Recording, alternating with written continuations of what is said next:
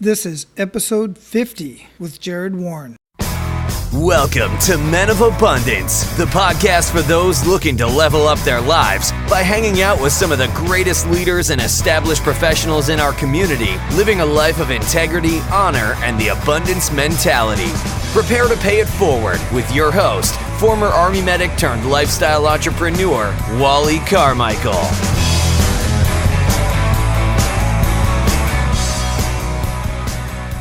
What's up, Men of Abundance? We are on episode 50. It's hard to believe. It seems like just yesterday, literally, it really does, that I launched the Men of Abundance podcast, and now we have 50 episodes recorded, edited, and posted. It's unbelievable. I'm extremely excited for this. And now that I've been doing this for a little while, almost 4 months at this point, and have gotten some amazing guests to get on the line and talk with me, which totally blows my mind. And just wait until you see who I have lined up. I'm not going to reveal it yet. I've got several episodes already recorded and have not even launched them yet, haven't even edited them yet.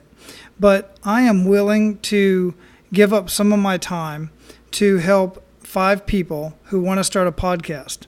And I put this out, and I realize not everybody wants to start a podcast.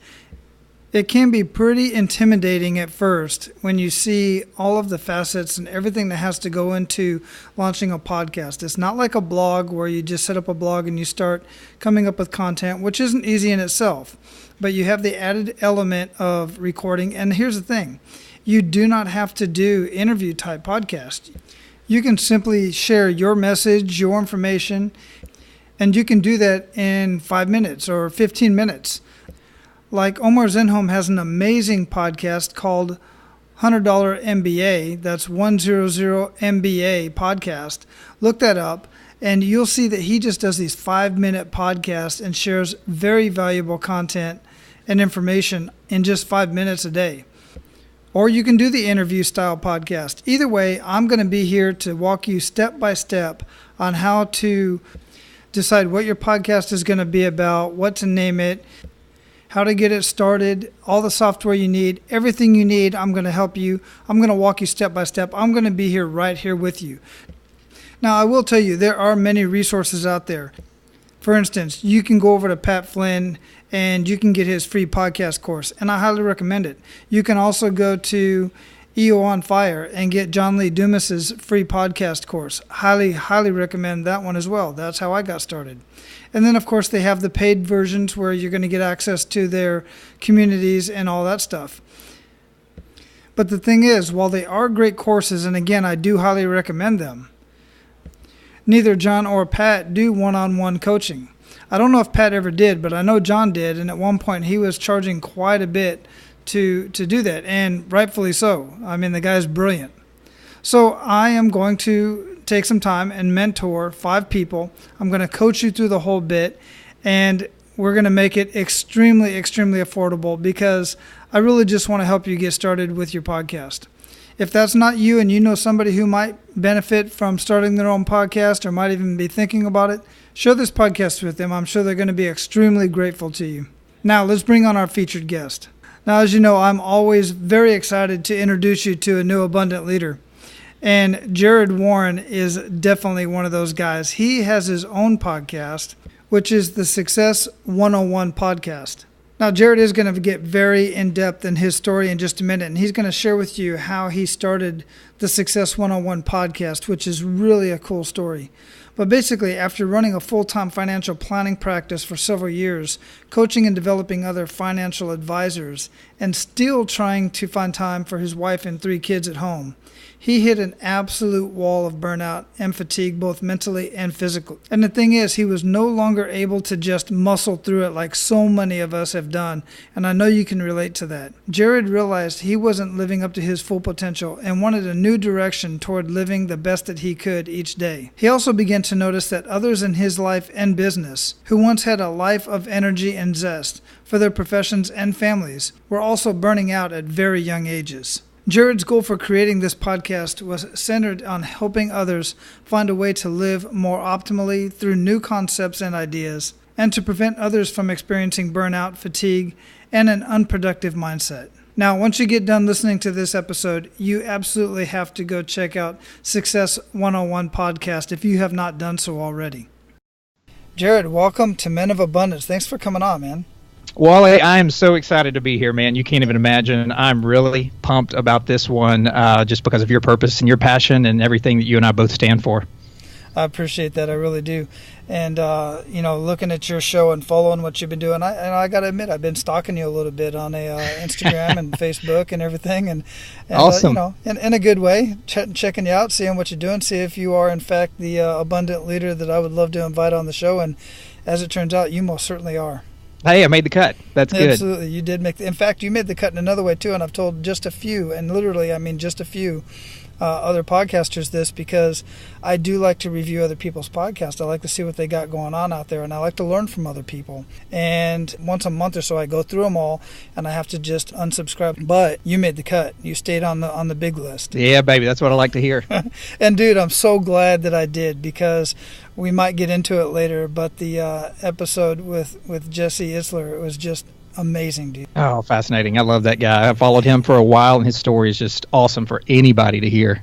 I totally agree. I first heard his story on Self-Made Man with Mike Dillard, and I was blown away, and his book is simply amazing.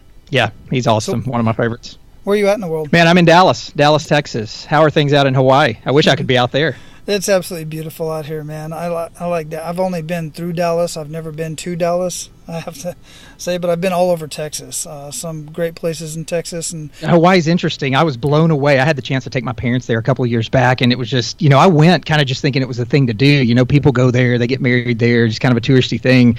So I went more excited for them because I've traveled all over the world, and it wasn't, seemingly a big deal for me. I was kind of closed-minded to that. Well, we went to Kauai.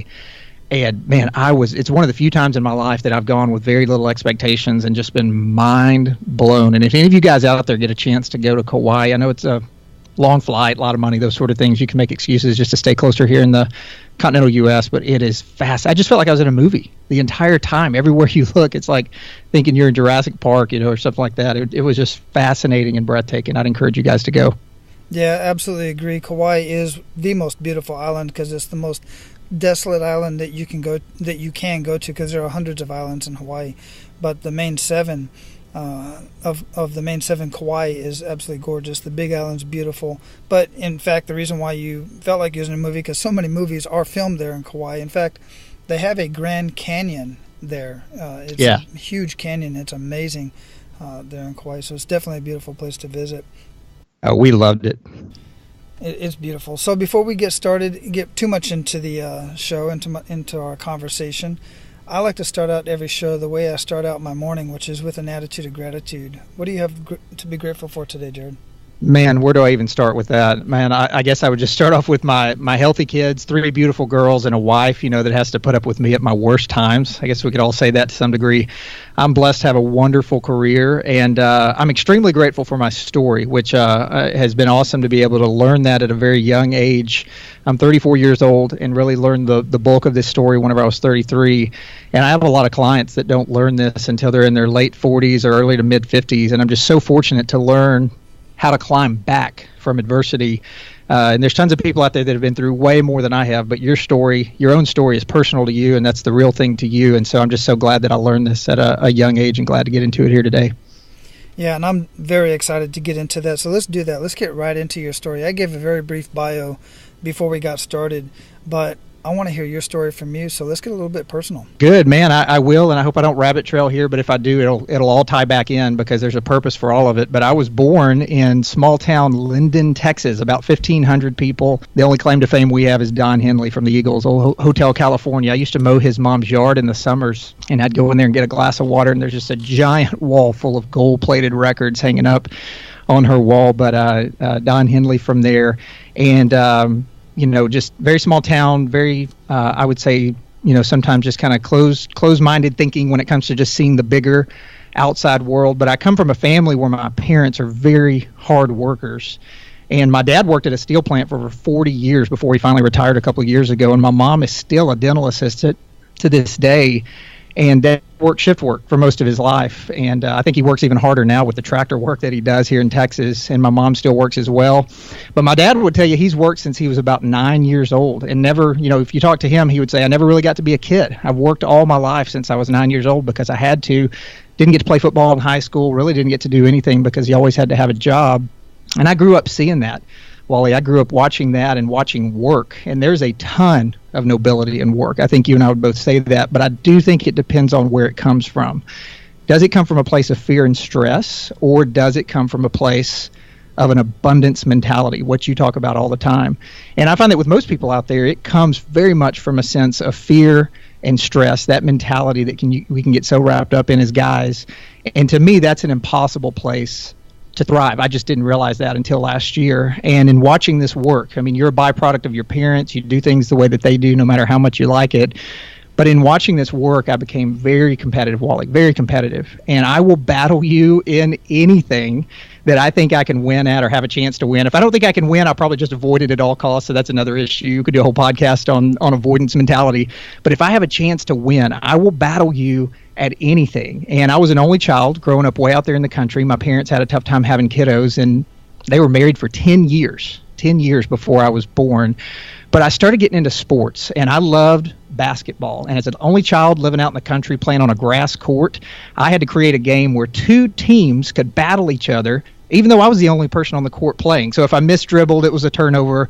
If I didn't get a rebound after a couple of bounces, it was a turnover. And so I created these Texas high school brackets and set up all these stats, and I'd put a spotlight out and just played at all hours of the morning on this grass court.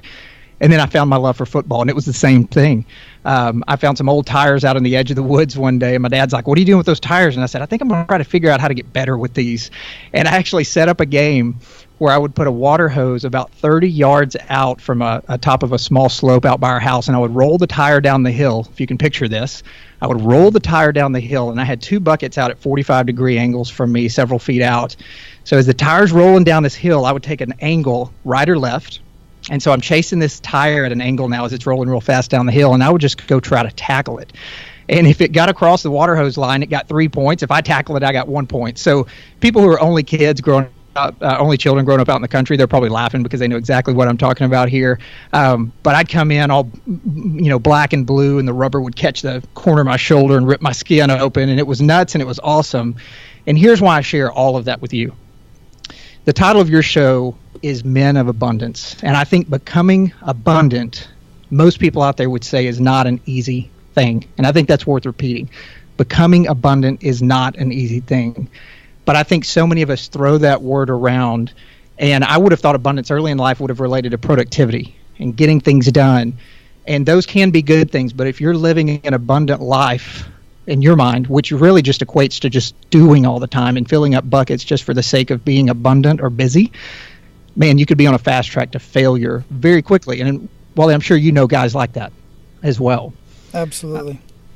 But I had been and have been that guy for so long, my entire working career. I was the guy that felt guilty and irresponsible. Those are the words that I always use, mostly irresponsible when I was idle. I felt lazy. I felt like I needed to be doing something. And a lot of that was my fault, because with anything I've really ever done, I put myself in a position of just doing, just in a role of doing all the time, but it was for the wrong reasons. And I really want your guys to hear this out there, because I'm a byproduct of doing it the wrong way and learning from that. But I put myself in a role of doing, and it felt awesome because I would see people not doing, or I would hear wives talk about their husbands as getting a little idle or lazy, and there was a sense of pride with that was really hard for me to admit. I didn't recognize it. I thought it was strength. I thought it was coming from a place of strength, but what I found is later it would not serve me. It would not serve my family, my employees, or my clients very well. And I've used the term muscle it through for so long, but muscling it through, if you know any guys like that, if you're like that out there, it probably feels like a position of strength. But what you realize when you look back at your life is you're really trying to squeeze that square peg into a round hole. You're beating your head against the wall many times, and you're not coming from a position of power, though it feels like it. Though it feels like you're coming from a lot of strength and power and getting stuff done, you're really coming from a place many times of desperation. And I hope there are men out there hearing this that can relate right now, because of what I've been through. But I got to a point last year, just to kind of bring it full circle, where I hit the wall. I hit burnout, I hit fatigue, I hit stress levels like I'd never had in my life. And again, there was always that pride there with saying, the more stressful things that I was juggling, the better, because then I didn't have to stop and focus on one thing. A buddy of mine made that comment to me one time. He said, Jarrod, I feel like you're better in some weird way. You're better the more you have going on. And it kind of stopped me in my tracks. I didn't realize it, but that was the case. The more things I had going on, the easier it was not to stop and focus on how much stress or how many, things that was just bearing down and bringing down on me. And I could just keep moving forward. And I think many men operate like this. You and I both probably know many of them. They either take on very little and they try to do a lot with it. They try to be excellent with it, which has them focusing on just one thing, and they can get bogged down in that. And they can operate like a zombie with tunnel vision and not really expand their mind and build and go do things.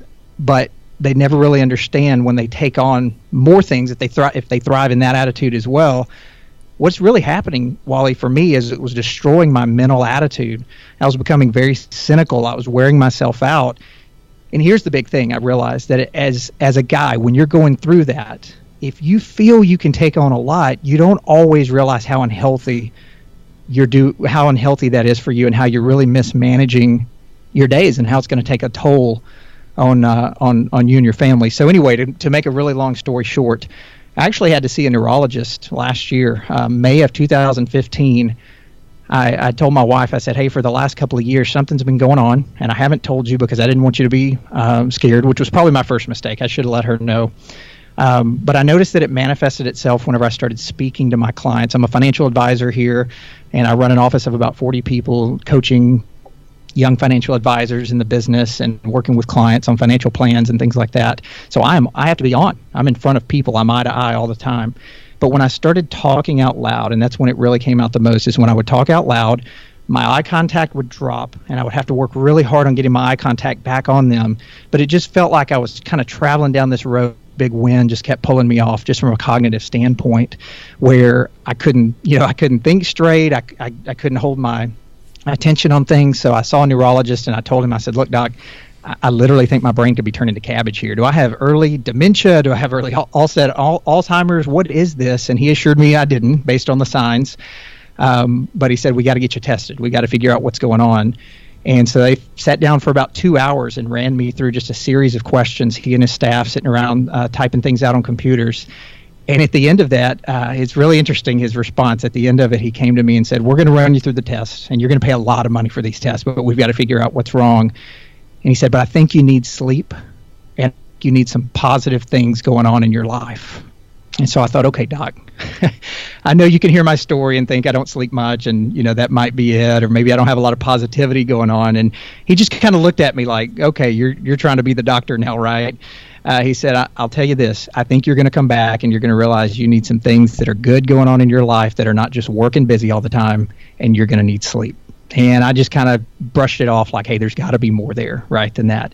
But they ran me through MRIs, EEG brain scans. I did an 8-hour neurocognitive test that just wore me out. And everything came back great. Said you got a healthy brain. In fact, on a lot of things, you came back well above average on.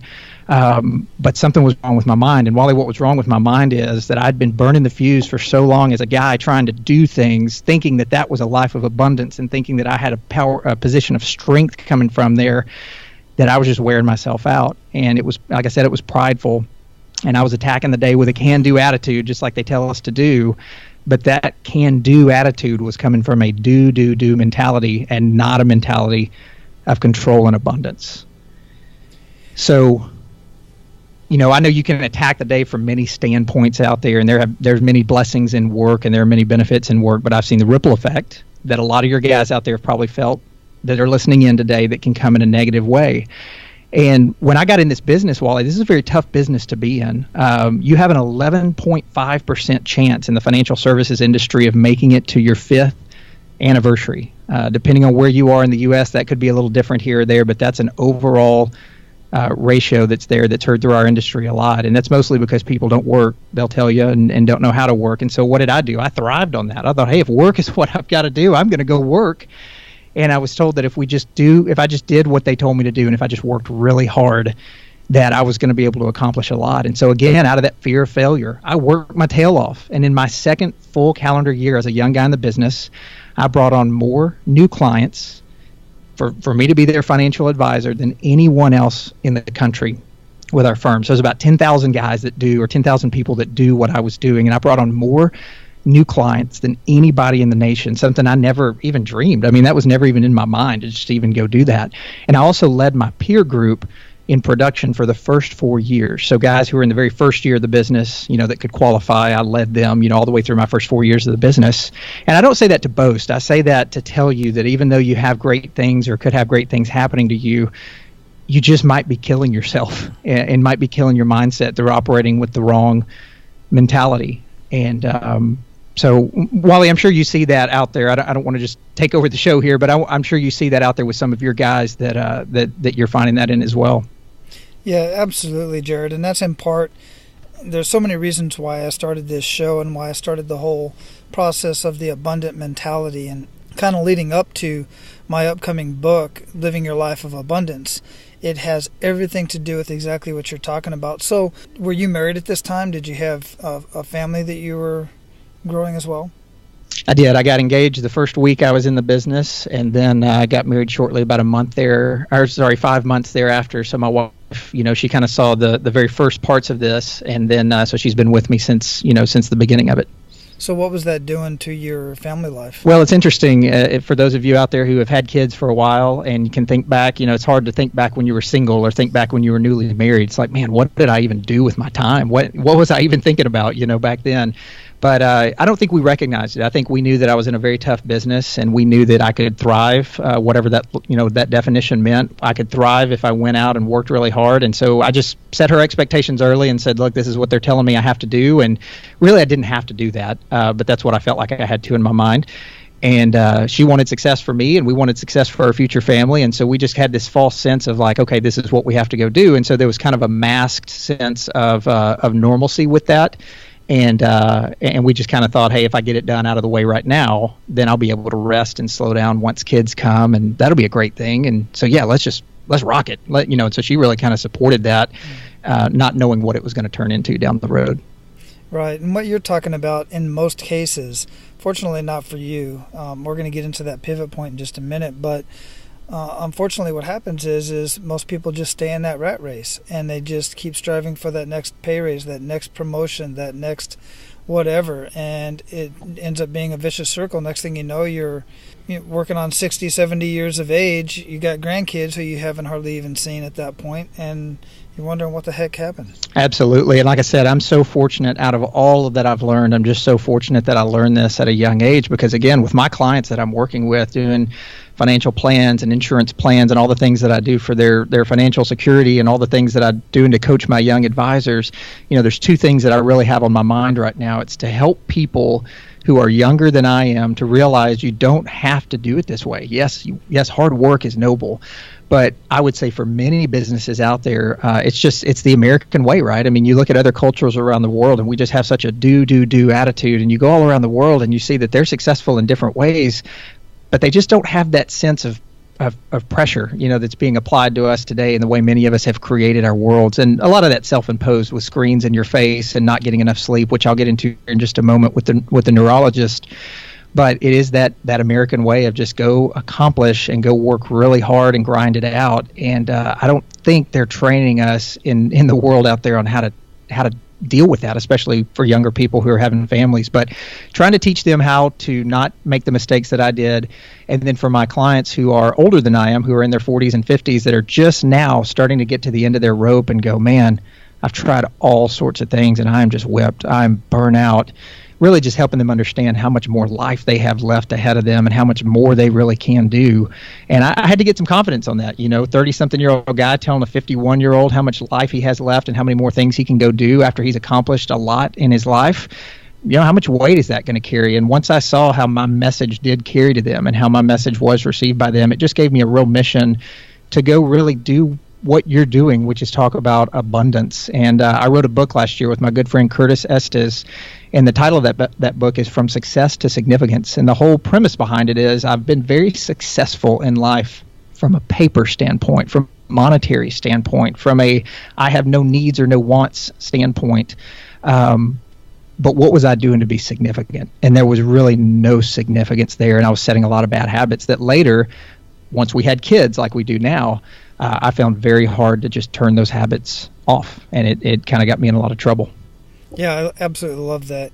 I really, really love the title of that book, From Success to Significance. I mean, it's, and I've heard that so many times, and that, that's why I like to listen to Lewis Howes too, The Art of Greatness, because there's the difference between success, significance, and greatness. A huge difference. And you can have personal success on paper, in the bank, all that kind of stuff. But what does that say for? That's why I follow people. That's why I kind of stalk people when people are referred to me, even to say, hey, this would be a perfect guy for your show because they've done this, and this. But then I want to look at them and say, okay, what are they doing for other people? What are they doing for the community? Are they communicating with their family? Are they growing with their family? Like, look at somebody like Dave Thomas, who I love his business acumen. I love his story. But his daughters never saw him. He was never home. Right. That's not abundance as far as I'm concerned. And I don't know what he did later on in life as far as, charity and giving and stuff like that and giving back to the community. But I know he wasn't much of a father based on the stories that I've been told and that I've read about anyway. Absolutely. I've heard that as well. And you can mention many other names out there who are the same. And I just want to say one thing too, Wally, before we go any further, and I should have mentioned this in the beginning and I forgot. If anybody hears me say, all this stuff that I've learned, and anybody hears me say all the great things that I plan on doing long term, or if you hear that on any of my podcasts or anything like that, I always try to remember to be quick to say, I'm not telling you these things because I've got it figured out by any means. I mean, I may even say something with a little bit of authority that I've learned just because I'm excited about it. And then, I had Aaron Walker on my podcast recently, and he just said one of the things that'll probably stick with me for the rest of my life. He said, I'm one bonehead decision away from wrecking my entire family and my entire career, something along those lines. And, you hear millions of things throughout your life, millions of words, so much dialogue comes and registers in your brain. Why do certain things stick with you? I'll probably remember that phrase for the rest of my life. Why? Because I am one bonehead decision away from ruining everything. So I think this is a life journey. I think it is it's growth. It doesn't happen overnight, but boy, has it sure been good for me to learn all of this now, and hopefully for so many of your listeners who are trying to be abundant as well out there.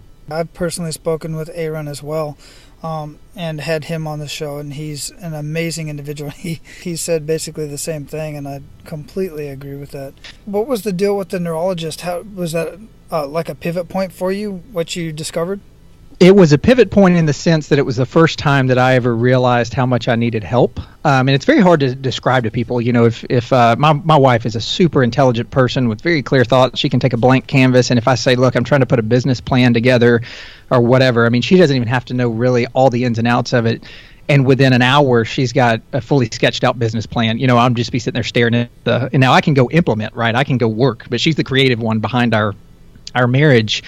But it was a turning point in the sense that I realized I needed help. It was very hard to describe to people what I was going through, so I kept it quiet for a long time. And, thriving in this environment of hard work didn't really help that either for a guy like me, because I was fueled by it. I was fueled by all this activity and having to perform. But what he told me was, he said, and I would encourage a lot of guys to do this if you're struggling with sleep. And my deal was not trying to sleep. Once I told people about my sleep issues, they would say, hey, have you tried melatonin? Have you tried? And I go, no. I don't have trouble going to sleep. I can go to sleep anywhere that I just stay still long enough. I just have trouble staying in the bed. I would go to bed each night and I would set my alarm and go, man, I'm going to get 4 hours of sleep tonight. And that was back when I had screens in my face all the time and really didn't know what I know now, as far as just setting a good bedtime routine, which I'll go through as well. But screens in the face at night, whether that's catching up on emails or catching up with friends on messages they sent in during the day or whatever. But I'd go to bed and go, man, I'm getting 4 hours tonight. I was studying last year for my certified financial planner exam and studying all year long. And there's nights where I would say, man, I'm getting 3.5 hours tonight. I'll just suck it up. I'll just go. We have a phrase here in my office that I love. It's called Champions Adjust. And we've got a Champions Adjust points club. I've got a board on the wall, big board on the wall that I engrave guys' names on when they accomplish certain things. But a champion will adjust to anything out there. And sometimes you can be a champion and make the wrong decisions and have to adjust to bad things. And so for me, I was thinking, hey, a champion will adjust. I'm getting 3.5 hours of sleep a night. I'll suck it up. I'll go. And when you're younger, you can do that. And as you get older, it doesn't work. So he had me track a 10-day rolling average for my sleep. And he said, you're not sleeping enough. You're too busy. You got to get things, calmed down a little bit. And I said, look, I just took over a brand new office. I'm getting my financial practice to new levels. I've got a new baby at home. I've got. I could just go on. And he said, I don't care. You're killing yourself. I want you to go home and track a 10-day rolling average. That way your averages are more accurate. And on the very first 10 days that I tracked, it was 4 hours and 3 minutes that I was sleeping. And he said, okay, I want you to get to 5. And even at 5, it's going to be pretty bad. But imagine how much better you're going to be at 5 than 4 hours and 3 minutes. So I got it up to 5, and then I got it up to 5.5, and then I got it up to 6. And that's kind of where I'm stuck at right now. My wife kind of gets on to me all the time. She goes, hey, are you listening to the doctors? Or it's tough for me to get more than 6 hours of sleep, but I feel so much better. But that was my turning point. I'd become negative. I'd become cynical. And I'd even become introverted. Wally, as an only child, you want to be where everyone is because you feel like you're always missing out on everything. And I was always the life of the party until I went through all of this. And from the time of about 6:30 a.m. until about 6 p.m., someone was either knocking on my door, staff needed something, I needed to go tell staff something, I was meeting with my clients, I was making phone calls on the way home.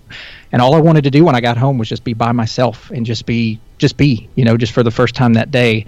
And a lot of it was from lack of sleep. So, I want you guys to listen to this part carefully too. If you're hearing anything that I'm saying and you can even relate 1% to this, if you can even relate just an inch of it, I want you to take heed to these warnings, because what I found is that I felt like I could handle stress really well. I was the king of that, just bottling things in and moving forward. And even if you're not in a super high-paced job and having to do all this stuff, that I'm describing, and so you think, well, I don't have to worry about that, going through what he did, don't kid yourself, please. If you relate to anything I'm saying here already, you may be in deeper than what you realize, because stress and fatigue and tiredness, they don't just show up one day and then they're gone the next. It's a compounding effect, and you can handle it for a while, and then you are burnt out, and the problem is you've been affecting people around you for a long time. So whatever you're doing, whatever you're thriving on right now, whether it's the thrill of the chase and building a business, whether it's creating a brand, whatever you're doing, I hope you're handling it the right way so you're not sabotaging yourself and just not even realizing it. And again, I was fortunate enough to find that out at a young age, and I'm so happy about that. So moving on from the neurologist, I started getting more sleep. I started handling things a lot better. I started listening to podcasts. I started listening to audiobooks. And that's really where my big turnaround was. I got introduced to Zig Ziglar, which I found, functional optimism, just meaning the world's a really bad place, but you can really, you can look around and see a lot of bad things, but man, there are so many good things that are around you. And one of the biggest things Zig taught me was we have too much on the line, Wally. There are too many people out there counting on us as men of abundance to show up abundantly each day in a lot of areas. And people in our lives want us to spread that abundance to them. We don't just want to be men of abundance to ourselves. We want to spread that, but they're oftentimes the ones who we're affecting the most if we don't operate the right way. Zig is an amazing individual. I was fortunate enough to be introduced to Zig Ziglar in my early 20s. I walked into a local library and picked up a cassette tape, I think, of Zig Ziglar and Brian Tracy, and wore them things out. I just copied them and wore them things out. That's when Brian Tracy told me to create Auto University, turn your car into a university, and I've been doing it ever since for many, many years. Yeah, I had a buddy of mine in my office. He said, I want you to go download this Zig Ziglar book, and I'm trying to pull it up here so I can get the title of it and share it with you guys. Mm-hmm. And I pulled it up, and some audiobooks, they cost a little bit more than you think they should. They cost more than books, which I can't figure out why that is. But it was like $28, and I was like, man, I'm not paying $28 to listen to some motivational, talks. It was Zig Ziglar's Leadership and Success series, and he said, "I'll tell you what, you spend $28 on it. If you don't get value out of it, even a little bit, I'll pay you back the $28." And he was serious, and I thought, man, this guy's trying to help me, so I just need to go download it and stop being hard-headed. And really, it changed my life. I mean, I don't throw those words around lightly. It changed my life to help me realize how I could really get up with intention and purpose and have a routine. And I just, I know Zig's not with us anymore, but I just thank, Ziglar Media and just the whole team over there for what they're continuing to do with, with his message. So, but, I don't know anybody in my life, Wally, or any man that I've read about that has the impact that you or I or any of your listeners would probably want to have, that lived that model that I just described, that just worked really hard out of constant fear or stress or desperation to get things done. And I think a lot of times we talk about a healthy fear. I've talked about that a lot before, and I think that can be true sometimes. Healthy pressure helps us rise up and helps us, accomplish more than what we would if we were not driven. And I think it all depends on how you're approaching it, though. So what did that mean for me, just the turning point here? For me, the big thing was letting go.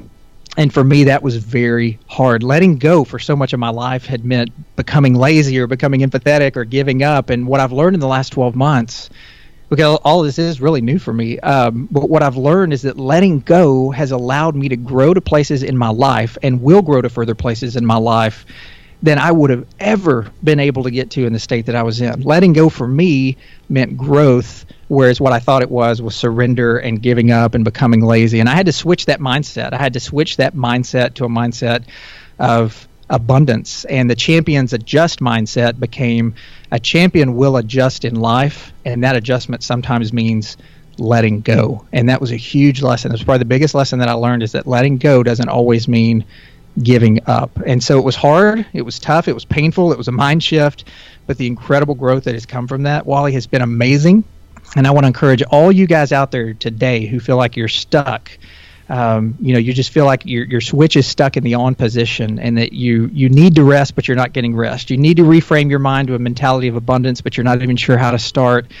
And you need to realize that running the way you are right now, even if you're knocking it out of the park, and even if you set yourself up in a business where you have to be on all the time, that sort of thing is not healthy. It's not helpful. And you will not, hear me out on this, you will not reach your full potential long term. You may build a little empire for a little bit, or you may have great success for a little bit. But what are the people around you? How is it affecting them? How is it affecting your mindset? How is it affecting just your mental attitude and what you could have been later? We all need to shift that. And again, I want people to hear me out on this. I'm not saying that hard work is a bad thing. I'm just saying hard work for the wrong reasons can become a very, very bad thing. And I'm grateful to have learned that. I'm glad you said that too, because I'm a huge fan, and I have a lot of admiration for hard work. And I'm talking about the hard work like your dad in the steel mill. I'm talking about the hard work like people like Chris Gardner, if you ever seen the movie Pursuit of Happiness. Yeah. That type of hard work. It takes a toll on you. I believe Zig Ziglar also said, no one ever said on their deathbed, man, I wished I had worked more. Absolutely. I wished I could be in the office right now. Nobody says that on their deathbed. No.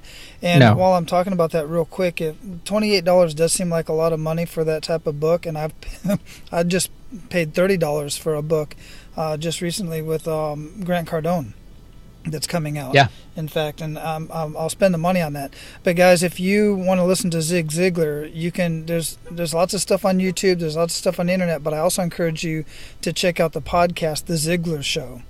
It's hosted by, I can't remember the podcast host's name, but Tom Ziglar. Kevin Miller and Tom there you Ziglar. Go. Yeah, excellent show. Definitely always putting out some really good stuff on a lot of stuff that we talk about on Men of Abundance, which is, the count. I don't call it a balance, because I'm a big fan of the one thing with Gary Keller and Jay Papasan, and on the chapter about balance, where balance is basically no such thing. It's a counterbalance. The thing is, and what Jarrod is talking about here is, you have a counterbalance, and you can only be away from you have to give something up. You either have to give work up for a little bit to spend more time with family, or family up a little bit to spend more time on work to get ahead if you're starting a business or something like that. But there's certain things you can't be away from for too long. You can be away from pushing forward on your work for a little bit, as long as you still have the income coming in. Maybe you're not growing, but you still have the income coming in. But you can't be away from your family life for very long and expect it to be there when you come back. That's Sure. the big juggling act that they talk about in that book, and I love that chapter. Yeah, the biggest thing for me is whenever I got into podcasts and I got into audiobooks, my listeners know I'll throw an audiobook or a podcast on, 1.5 times or 2 times speed if I can keep up with it. And you have to be careful, because you may not retain as much, but you can get through a lot more data and information, especially on audiobooks. But I've got a I went online and I love Bluetooth earpieces because I just listen to stuff all through the day. I went online and I searched for the smallest Bluetooth earpiece that you could find. I got one that actually looks like a hearing aid.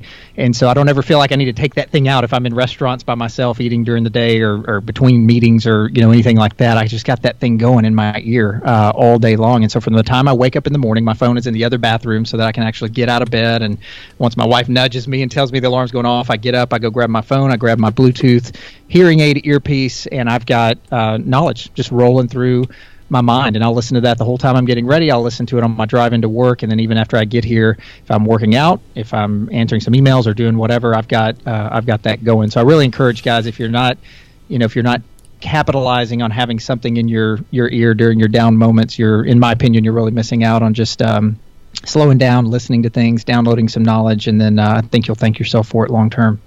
I agree. Jarrod, we can go on about this all day long. We definitely are going to have to get you back on the show at another point. But what I want to get into now is we want to pay it forward. You ready for that? Absolutely. Outstanding. Hey, Abundant Leaders, check this out. I know that you have an amazing message, an amazing story to share about yourself, your product, your business, your book, your podcast, whatever it is. I know you're trying to get it out to the masses. You're trying to get it out to that perfect customer that is looking for your product or service, or even your book, or your course, or whatever it is that you have that you're trying to put into the marketplace. Marketing and selling is more about connecting with that perfect customer than selling that customer. You know that you like to do business with people that you feel you know and trust. Your customers are exactly the same way. So how do you connect with that perfect customer? Well, the best way that I know of right now in today's day and age is to get on a podcast and tell your story.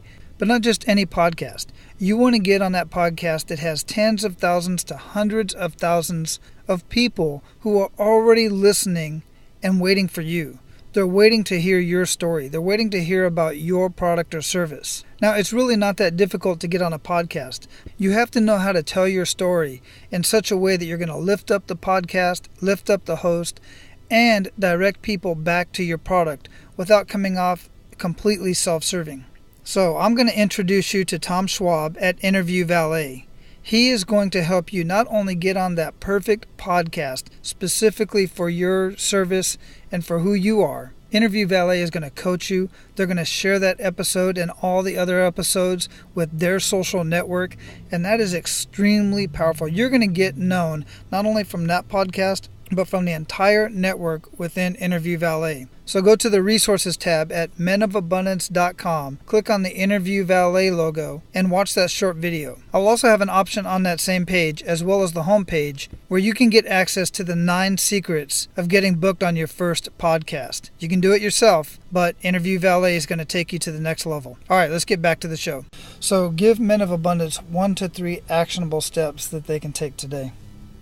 Well, the first thing may sound really simple, but it's what I've already said, is to have some sort of a routine at night that winds you down slowly. Some of you out there are not, and I get a lot of feedback from this from guys on my podcast.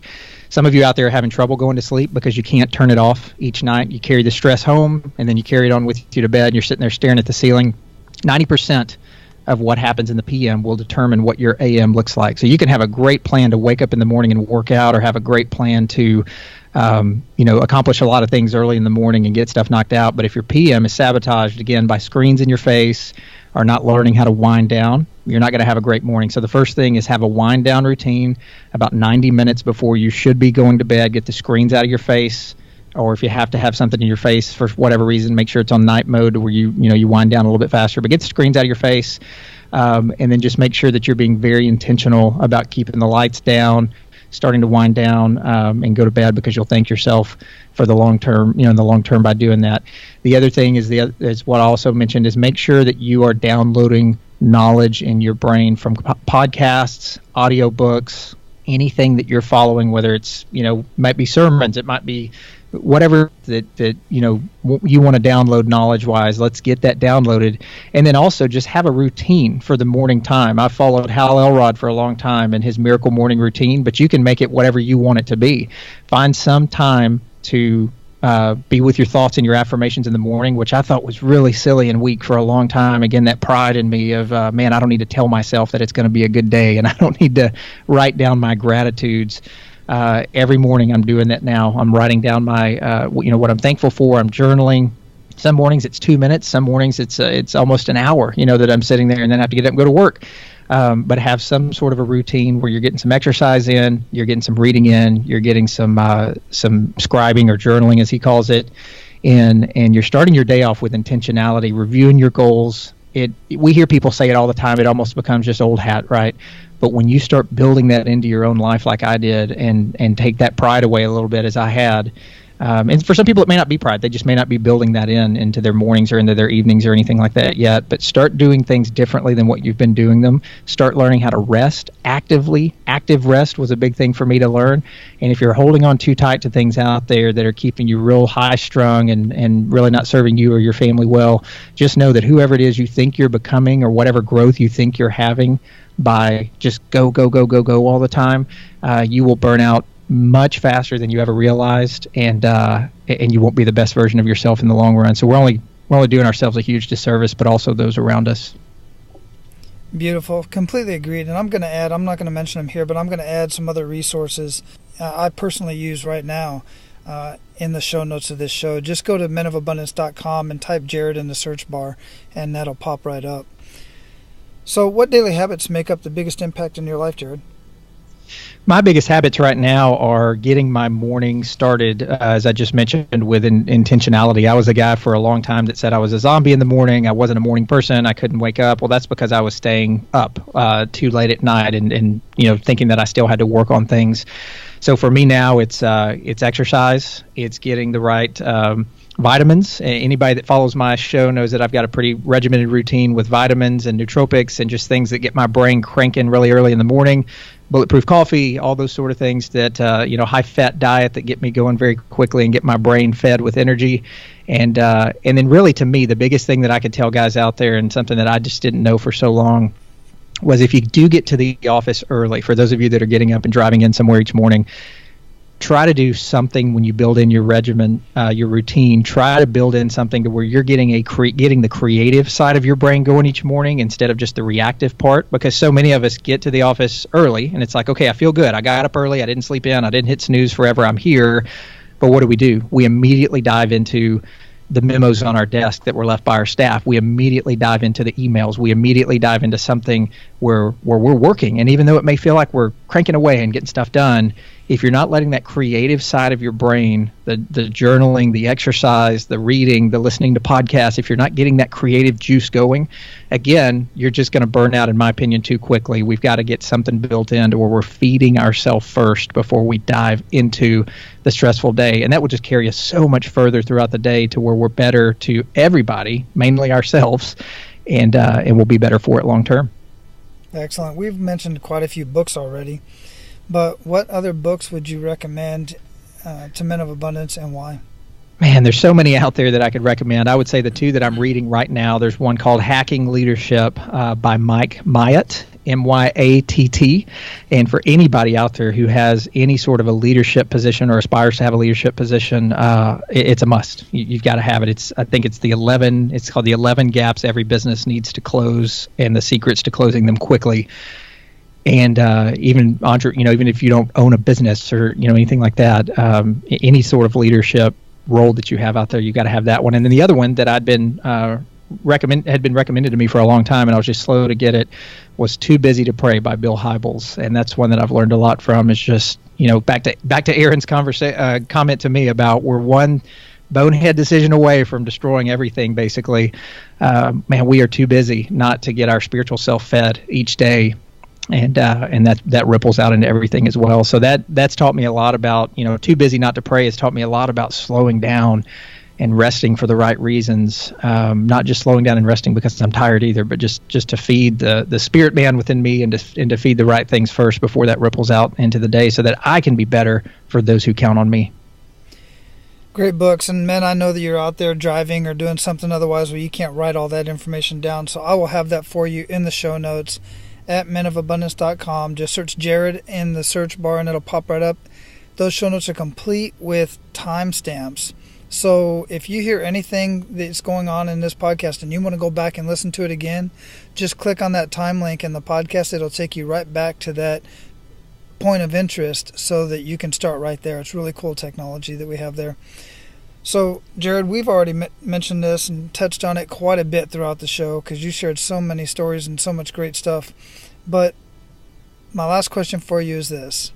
What does living a life of abundance mean to you? I'll answer it this way, and I hope this is not it doesn't seem like a cop-out answer because this really is my answer. It just didn't come from me. It came from someone else. But I just had, as you mentioned, Jesse Itzler on my podcast, and I heard a podcast with him and Lewis House way back when. And Lewis oftentimes asks people, he says, "What is your definition of success?" And I think, success and significance, depending on how you look at it, some people are saying success, but they're really meaning significance. But he said the definition of success is when your adult children, when your kids grow up and they're adults and they want to hang out with you all the time.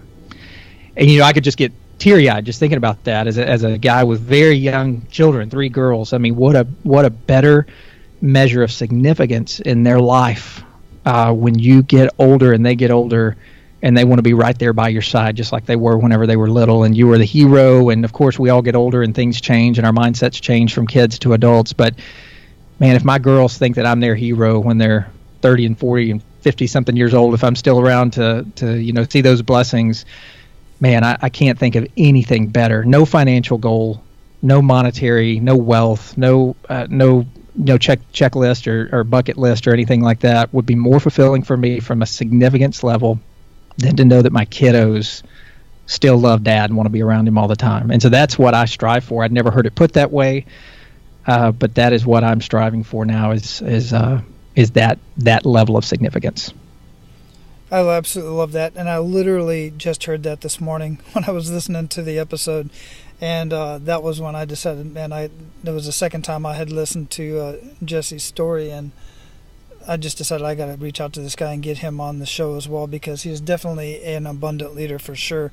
And man, I strongly encourage you to go listen to that episode right after this episode. If you are not already subscribed to the Success 101 podcast with Jarrod Warren, go find that podcast and listen to episode 129. They're all great, but listen to episode 129. It's going to blow your mind. That guy's amazing. Both of them are amazing. And they're not always as serious as what we were going here. I wanted to tell my story today, and so people who know me know that I'm, again, kind of life of the party, and I love to joke around. And so hopefully I didn't stay too serious here today, but I do think this is a serious thing that so many guys, I wish I had heard a serious message about just letting go and learning how to rest and how much better that makes us all. So yeah, come on over to the Success 101 podcast, and really what that's about, just in case your listeners don't know, many times people they know what I do or they read about what I do, and then they read Success 101 podcast and they're thinking, oh, it's success in business or success in, whatever. And while we do talk about those things, my goal with that Success 101 podcast was to get at the grassroots level of success, which is all the things we're talking about here today. If we're going to get to the grassroots level of success or significance or abundance, whatever word you want to fill in there, it doesn't just mean going out and learning how to start a company tomorrow. It doesn't mean going out and learning how to acquire a piece of property tomorrow. It's learning how to have a evening and morning routine. It's learning how to let go. It's learning all of these things, and that's where the 101 came in for me. And when I hit my point of burnout and started really listening to podcasts, that's what got me on this kick of wanting to share more knowledge with people and really where it came from. I appreciate you clarifying that, and you're absolutely correct. Your show is very lighthearted and a lot of fun. So we're going to close this up, and before we do, I'd love for you to leave us with a parting piece of guidance and any other way that we can get in contact with you and anything you're excited about that you have coming up. Yeah, so I would say the easiest way to reach me is my email address if you want to connect directly with me. It's info@success101podcast.com, not the Success 101 podcast, but info@success101podcast.com. And then, of course, I'm all over social media out there, Facebook. I've got a Facebook page there, Success 101 Podcast. I've got a Twitter account. My favorite social media platform is Instagram. I just love seeing some of the pictures that, beautiful pictures and brands and things like that people post on there. So I'm always on Instagram. And, that's where they can find me, is any of those platforms. Awesome. And a parting piece of guidance? Parting piece of guidance is what I've already said, is that if you're feeling any of this that I've said today, and you've known for a long time that you're just beating your head against the wall, or even if you don't feel like you're quite there yet, do yourself a favor and learn how to let go. And I understand when I say that, it doesn't just happen. It doesn't just happen overnight, right? I mean, it takes time. It's a very long journey. But just know that when you let go everything, and when you let go for the right reasons, it is not a surrender. It is not a giving up. It is not being weak. It is strength. You're letting go. It takes a position of strength to learn how to let go. And for me, for so long, that was a position of giving up and weakness. And so I want to empower you guys with that. Start from a position of strength today. Learn to let go of those things that are beating you down. Get in the right mindset. Do things to become more abundant. And I guarantee you, in a very quick matter of time, you'll be very glad that you did when you see the ripple effect and the compound effect going out in your own lives. Excellent. Well, Jarrod and Men of Abundance, all of you men out there, I want to thank you very much for giving up your most precious asset, which is your time. I do not take that lightly. I truly appreciate it. And thanks for sharing your story with us, Jarrod. Absolutely. I'm so honored to be here and was so happy when you asked me to be on, because there's a lot of podcasts that I've been on and can be on. But something like this, when you talk about abundance and men becoming abundant, I get really excited about that. So thanks. It was an honor. I appreciate that. Have an awesome day, man. Thanks so much, buddy. Bye-bye. All right, Men of Abundance, there you have it. Another amazingly abundant leader. And episode 50 is done. That's so exciting. Now, go out and live your life of abundance and make sure to pay it forward. That's all for today, Abundance Leaders. For more about our guests and the powerful information we shared with you today, be sure to sign up for our mailing list at menofabundance.com. We appreciate your time and look forward to hanging out with you on our next episode. So until then, be sure to pay it forward and live your life of abundance.